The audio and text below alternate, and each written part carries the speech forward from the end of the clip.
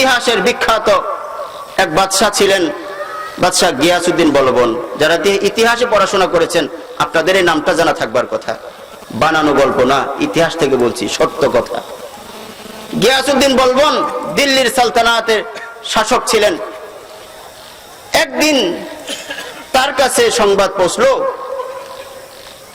আপনার রাজ্যে এক মৌলভী সাহেব যে থাকে, নিজামুদ্দিন আউলিয়া তার নাম, এই মৌলভী সাহেবের খবর রাখেন।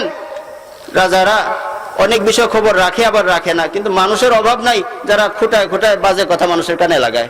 বিশেষ করে নেতাদের কানে তাদের সাঙ্গপাঙ্গরা আজে বাজে কথা লাগায় লাগায় তাকে বিভ্রান্ত করে। তো বাদশাহ মহোদয় জানেন কি, আপনার রাজ্যে এক দরবেশ আছে, দরবেশের নাম মোল্লা নিজামুদ্দিন আউলিয়া, এর কাছে তো হাজারো মানুষের সমাগম। বলেন কি, আজকে যদি সে নিজেকে দিল্লির বাদশাহ ঘোষণা করে কালকে বাদশাহ হয়ে যাবে, আপনার নাম কাটা। এখন রাজ্যের বাদশাহ ক্ষমতাসীনরা যত ভালো কাজই করুক তারপরেও দিলের ভিতরে ভয় থাকে, আরে নির্বাচনে হাইরেই যাব বুঝি। বলেন কি তাই? কেমনে চলে এই দরবার?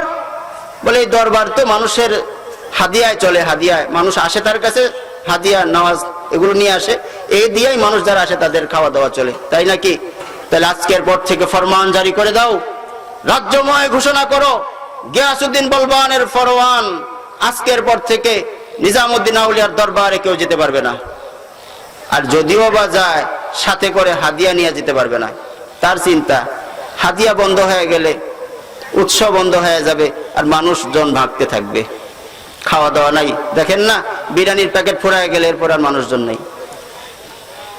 যেমন যার চিন্তা, কর্ম যেমন চিন্তা তেমন।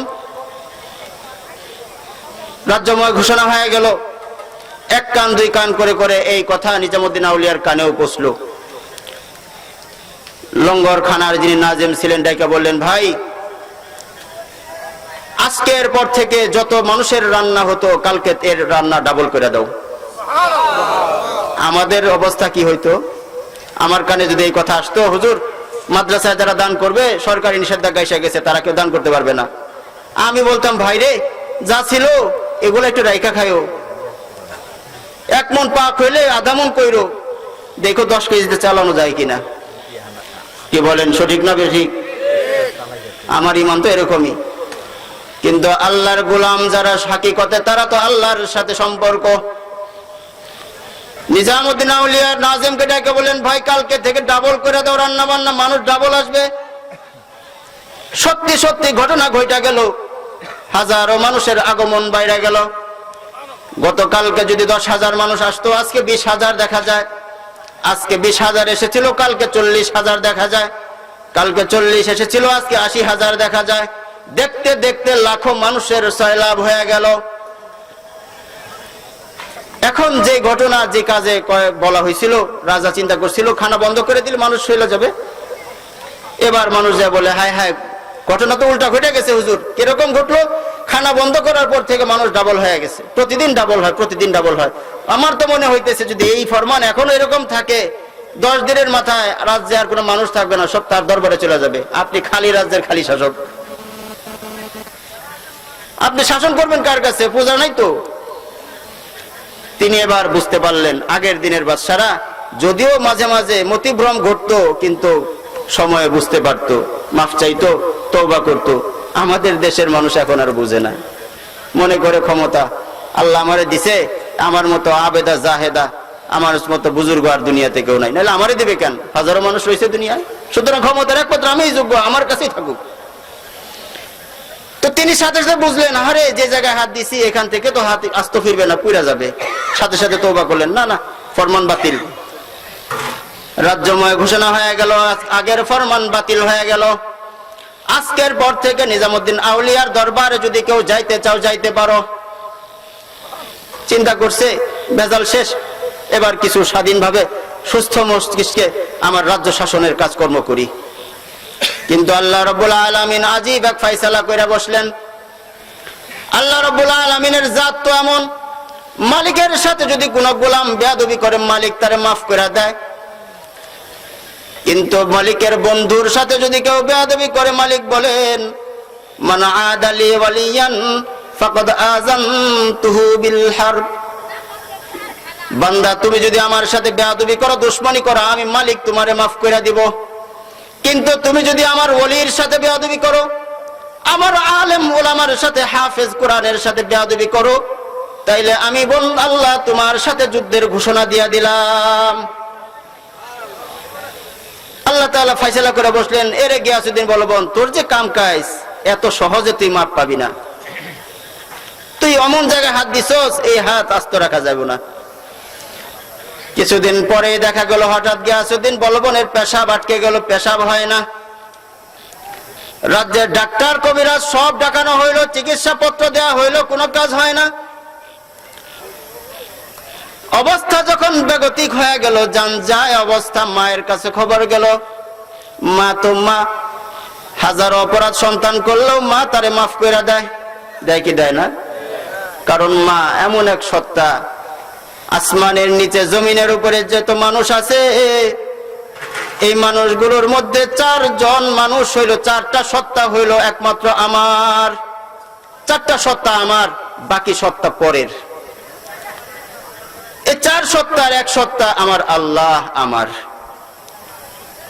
আমার আল্লাহ আমার আপন, দুনিয়ার সব পর। আমি যারে আপন মনে করি, আমার স্ত্রীকে আপন মনে করি, সন্তানকে আপন মনে করি, শালা সম্বন্ধী, শ্বশুর শাশুড়ি আদর আপ্যায়ন করে তো আপন মনে করি। আসলে কতটা আপন মনে করে, বিদেশ থেকে আমাদের দেশে মানুষ আসে, বোঝানো সহজ। যখন বিদেশ থেকে বাড়ি ফিরে সবাই চায় থাকে হাতের লাগেজটার অবস্থা কি, স্বাস্থ্য ভালো না খারাপ, মানিব্যাগটার অবস্থা কি, ভালো না খারাপ। যদি ভালো হয়, গায়ের সেন্টের গ্রান ভালো হয়, তাইলে তার সমাদর একরকম। আর যদি ধরা খায় আসে, মানিব্যাগের সাইজ খারাপ, লাগেজের অবস্থা খারাপ, তার সিস্টেম আর একরকম। সত্য না মিথ্যা বললাম? গায়ে লাগছে বুঝি ওয়াজ? গায়ে লাগলে একটু কষ্ট হয় আর কি, বাকি উত্তর দিলে খুশি হবে ইনশাআল্লাহ। এই জন্য মুহতারাম হাজিরিন, আপন একমাত্র আমার আল্লাহ, 2 নম্বর আপন আমার রাসূল, 3 নম্বর আপন আমার মা, 4 নম্বর আপন আমার বাবা। মা বুঝা গেলেন অবস্থা তো বেগতিক, কোথাও কোথাও গন্ডগোল ঘটছে। ঘটনা কি জানলেন? যে কোরআনের আলেমের সাথে বেয়াদবি হয়ে গেছে, নিজামুদ্দিন আউলিয়ার সাথে বেয়াদবি হয়ে গেছে। বুঝে ফেললেন অবস্থা খারাপ, যাইতে হবে আসল জায়গায়। যা বললেন, হুজুর ছেলে মানুষ ভুল করে ফেলছে, মাফ করে দেন। বললেন, হ্যাঁ মাফ করে দিলাম। বললে, এভাবে হবে না, আপনার এই মাফে কাজ হবে না, ভালো করে মাফ করতে হবে। এবার তিনিও শক্ত হয়ে বসলেন, যদি তাই হয় তাহলে আমি তোমাকে যে শর্ত দিব সেটা পুরা করে আনতে হবে। কি শর্ত? এখন যাও গিয়াসউদ্দিন বলবনকে যায় বলো তোমার রাজ্য আমার নামে লিখে দিবে। শুধু তাই না, নিজে লিখে দিলে হবে না, রাজ্যের যত রাজন্যবর্গ আছে, এমপি মন্ত্রী আছে, সবার স্বাক্ষর থাকতে হবে। মা অপরক যা বললেন, গিয়াসউদ্দিন যে কাজ করছো বাঁচার উপায় নাই, তাড়াতাড়ি কাজ করো, কাগজ কলম নিয়ে লেখো, আজকের পর থেকে এই রাজ্যের রাজা নিজামুদ্দিন আউলিয়া, আমি কেউ না। তোমার রাজন্যবর্গে স্বাক্ষর নাও। স্বাক্ষর হাজির হয়ে গেল। মা কাগজটা নিয়ে পরিমুড়ি দৌড়ায় গেলেন। যা বললেন, হুজুর আপনার ওয়াদা পূরণ করে দিছি, দেখেন। তিনি চেক করে দেখলেন, হ্যাঁ জায়গা মতো সবকিছু ঠিকঠাক। এবার মায়ের সামনে এই কাগজখানাকে 2 টুকরা, 3 টুকরা, 10 টুকরা, 20 টুকরা করে ছিললেন। ছিঁড়া বললেন, একটা পাত্র আনো, পাত্র আয়না এই পাত্রের মতো রাখলেন। বললেন, মা এবার তুমি দৌড়ায় যাও, যায় তোমার সন্তানকে বলো এই পাত্রের মধ্যে সে যেন সামনে এটা ধরে। যখনই নিজামুদ্দিন আউলিয়ার এই চিত্র করা কাগজের টুকরাটা ভরা পাত্রটা নিয়ে মা বলল, গিয়াসউদ্দিন যদি বাঁচতে চাও তাহলে এই কাগজের ভেতরে পেশাব করো। যখনই সামনে ধরছে, সরসর করে পেশাব শুরু হয়ে গেছে। বেয়াদবির কি অবস্থা বোঝা যায়?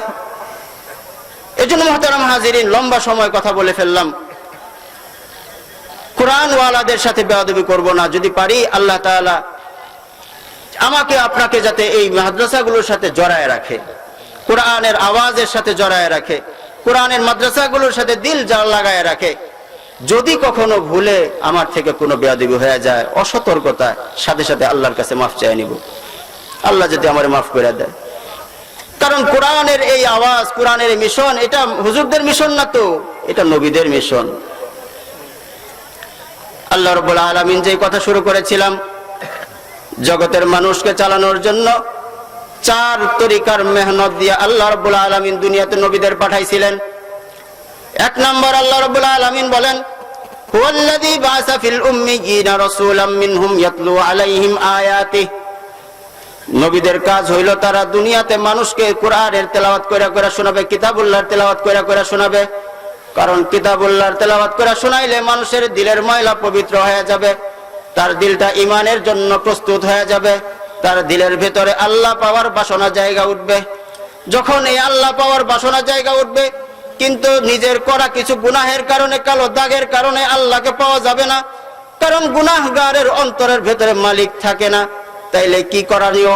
আল্লাহ রাব্বুল আলামিন বলেন, নবীদের দ্বিতীয় মিশন আমি এই জন্যই দিয়া পাঠাইলাম, তারা মানুষকে, এই গুনাহগার উম্মতকে তাদের দিলটারে পবিত্র করার মেহনত শুরু করে দিবে।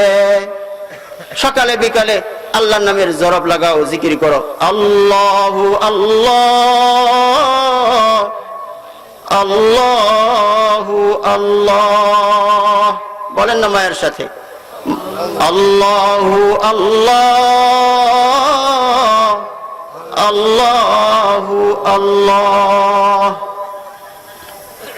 মায়ের সাথে যখন সকালে বিকালে মালিককে ডাকতে থাকবে, গুনাহের জন্য অনুতপ্ত হইতে থাকবে, কালিমার জিকির বারবার বারবার করতে থাকবে, তো দিলের ভেতরে যে ময়লা জমে গেছিল সেই ময়লাটা পরিষ্কার হয়ে যাবে।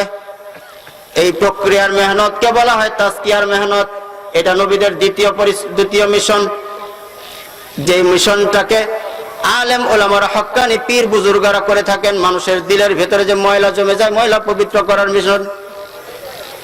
তাহলে কোরআনের মিশন, নবীদের মিশন, দ্বিতীয় মিশন কি? মানুষের দিল পবিত্র করা।